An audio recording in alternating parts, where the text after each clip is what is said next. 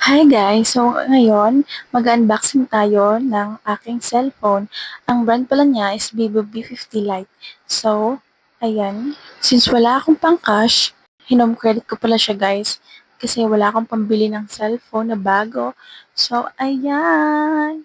So, si ate na pala yung nag-unboxing. And this is set up niya na para malaman natin kung gumagana yung cellphone at walang defect. So, ayan. 'Di ba guys? Ang linis-linis niya pa.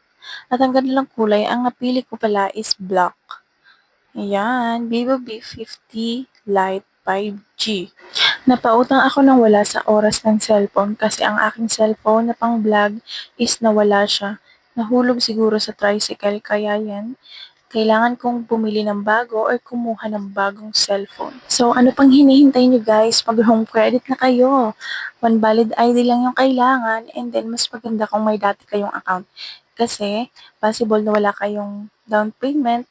So, yung iisipin nyo na lang is yung monthly na lang na hulog. And share ko lang pala guys. So, lahat ng pictures ko, ng files ko, hindi ko siya nakuha.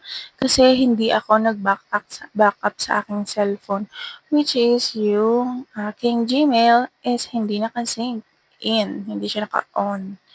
Kaya ngayon, lesson learned. Mag-backup ka palagi para yung mga important accounts mo and pictures is retrieve mo pa. So, thankful pala ako guys kasi dahil sa aking plans, which is yung SIM card ko, na dati yung number ko is pwede pala siyang mabalik. So, na-retrieve ko lahat ng accounts ko sa GCash and SSS, tapos sa BDO. So, ayan, trinay na pala ni ate na i-charge. Working naman. Nag-charge siya. So, ayan yung picture namin guys.